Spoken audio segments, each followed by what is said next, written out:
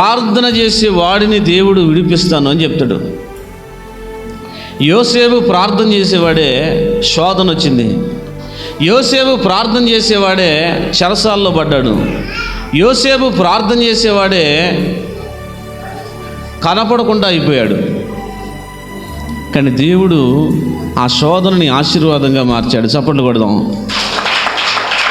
దానియేలు ప్రార్థన చేసేవాడే, ప్రార్థన చేసే స్థితిలోనే ఉన్నవాడే. కానీ ప్రార్థన చేసేవాడే కానీ దానియేలు ఎక్కడ పడిపోయాడట? సింహాల బోన్లో పడిపోయాడు, సింహాల గుహలో పడిపోయాడు. కానీ దేవుడు అక్కడి నుంచి తప్పించాడు. ప్రార్థన చేయకుండా ఆపడం ద్వారా అష్షాకు మెడ్రాక్ అబేద్నెగోలని అగ్నిగుండంలో పడేస్తారు. పడేయకుండా దేవుడు ఆపలేదు, పడేశాడు. కానీ పడేసిన అక్కడి నుంచి దేవుడు విడిపించాడు. ఎందుకంటే మనం ప్రార్థన చేయడం ద్వారా చాలామంది అనుకుంటాం కదా, ఆ చివరి టైంలోకి వచ్చేసరికి ఆ శోధనలోకి ప్రవేశించే టైం మనం అనుకుంటాం కదా, ఇంకెక్కడ దేవుడు కాపాడతాడు, ఇంకెక్కడ దేవుడు మనకు సహాయం చేస్తాడు, ఇంకెప్పుడు దేవుడు సహాయం చేస్తాడు, ఇంక అయిపోయినాం కదా, చివరికి వచ్చేసినాం, ఇంక పడిపోవడమే కదా అవతల అనుకుంటాం. కానీ పడ్డ తర్వాత కూడా మన దేవుడు లేపుతాడు. గట్టిగా స్తోత్రం చెబుదాం. హల్లెలూయా.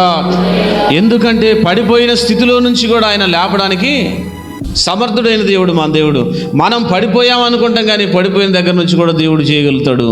దేవుడు కార్యం చేసే దేవుడు. అందుకనే ఒక మాట అంటాడు కదా, ఒక మాట మనం చూసుకున్నట్టయితే మనం ఆదికాండంలో చూసుకుంటా ఉన్నాం. ఆదికాండంలో నుంచి 17వ అధ్యాయం చదువుకుందాం. దేవుడు ఒకరి పరిస్థితిని మార్చేటప్పుడు చెప్తా ఉండే, అప్పటిదాకా అబ్రహాముగా పిలువబడ్డాడు. అబ్రహాముగా పిలువబడ్డ తను దేవుడు తనతో మాట్లాడంటున్నాడు కదా, ఇప్పటి నుంచి నీ పేరు అబ్రాము అనబడదు, ఇక్కడ నుంచి ఏమనబడితేట అబ్రహాము అనబడితే. ఇంతకుముందు నీ పేరు అబ్రాము ఉంది, ఇప్పుడు దేవుని సన్నిధిలో నేను నిన్ను ఆశీర్వదిస్తున్నాను కాబట్టి నీ పేరు అబ్రహాముగా మారిపోయింది అంటాడు. శారాన్ అంటాడు, ఇంతకుముందు శారాను ఇక నుంచి నీవు అనేక జనములకు తల్లి అవుతావు అని చెప్తాడు. పరిస్థితులు మారినప్పుడట మన పేరు, మన విలువ దేవుడు ఆటోమేటిక్గా మారుస్తాడట. గట్టిగా స్తోత్రం చెబుదాం. హల్లెలూయా. దీనితో పాటు దేవుడు కోరుకుంటున్నాడు కదా, దీంట్లో అద్భుతమైన మాట చెప్తాడు. ఎందుకంటే నీకును నీ తర్వాత నీ సంతతికి నీవు పరదేశమైన దేశం అనగా కానాను దేశం అంతటిని నిత్య స్వాస్థ్యంగా ఇచ్చి వారికి దేవుడినై ఉందని అతనితో చెప్పాను. దేవుడు కోరుకుంటున్నాడు కదా, మనల్ని మాత్రమే కాదు కానీ మన పిల్లల్ని కూడా దేవుడు కోరుకుంటున్నాడట. నీకు నీ తర్వాత నీ సంతతికి నీవు పరదేశమైన దేవునికి అనగా కానాను దేశం అంతటా నిత్య స్వాస్థ్యంగా ఇచ్చిన వారికి దేవుడు నీ ఉందని చెప్తాడు. ఈ నిబంధన నీతోనే కాదు కానీ నీ పిల్లలతో కూడా నేను స్థిరపరచాలి అనుకుంటున్నా అంటాడు. నిజంగా మనం చూస్తే ఈరోజు కుటుంబంగా కాకుండా ఒక్కొక్క వ్యక్తిగా మనం వస్తా ఉన్నాం. దేవుడు అది కోరుకోవట్లే. గట్టిగా స్తోత్రం చెబుదాం. దేవుడు అది కోరుకోవట్లేదు. దేవుడు కోరుకునేది ఏంటంటే మనల్ని, మన కుటుంబాన్ని, మన పిల్లల్ని దేవుడు కోరుకుంటున్నాడు.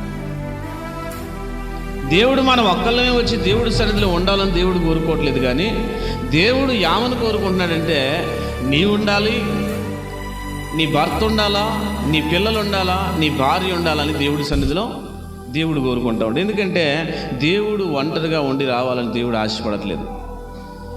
ఇంకా చెప్తున్నాడు కదా, నీ తర్వాత నీ సంతతికి నేను దేవుడినై ఉండులాగన వారికి నీవు ఇవన్నీ చెప్పు, ఈ మాటలను చెప్పు, నేను వాళ్ళతో నిబంధన స్థిరపరచుకోవాలనుకుంటున్నాను.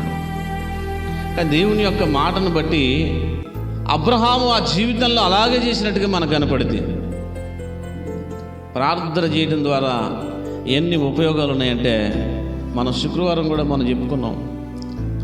మన పిల్లలకు కానీ మనకు కానీ మాటలు నేర్పించడం ద్వారా జరుగుతున్న కార్యాలని మనం అనేక సందర్భాల్లో మనం చూసినాం.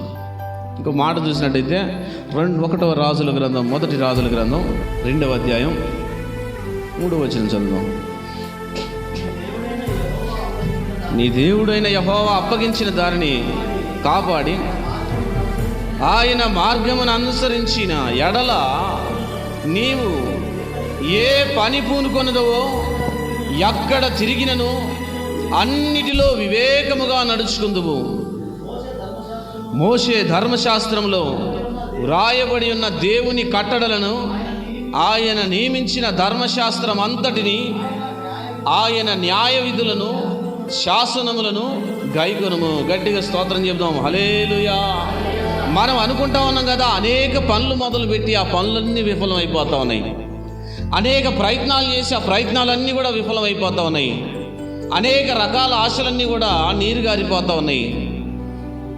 కానీ దావీదు సొలొమోనుకు ఒక మాట చెప్తా ఉన్నాడు కదా, నా కుమారుడా, ఇక నా టైం అయిపోయింది, నేను చనిపోయే టైం వచ్చింది కాబట్టి నీకు అన్నిటికంటే కూడా ఒక ముఖ్యమైన మాట నేను చెప్పాలనుకుంటాను. కూర్చోబెట్టి చెప్పిన మాట ఏంటంటే, నీ దేవుడైన యెహోవా అప్పగించిన దానిని కాపాడి ఆయన మార్గములు అనుసరించిన ఎడల నీవు ఏ పని పూనుకొనిదవో, ఎక్కడ తిరిగదవో అన్నిటిలో వివేకముగా నడుచుకుందువు.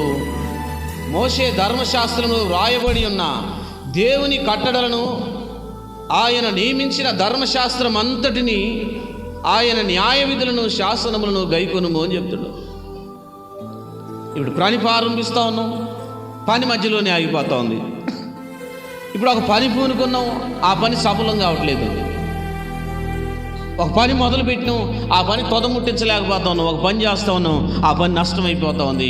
ఒక పని చేస్తున్నాం, ఆ పని అంతా కూడా పాడైపోతూ ఉంది. ఫస్ట్ బాగానే ఉంటుంది, కానీ ఎందుకంటే ఇవన్నీ జరిగేది ఎందుకంట, ఆయనతో కలిసి లేకపోవటం. పని ప్రారంభిస్తున్నావు కానీ ఆ పని ఏమైపోతుందట, విఫలమైపోయింది.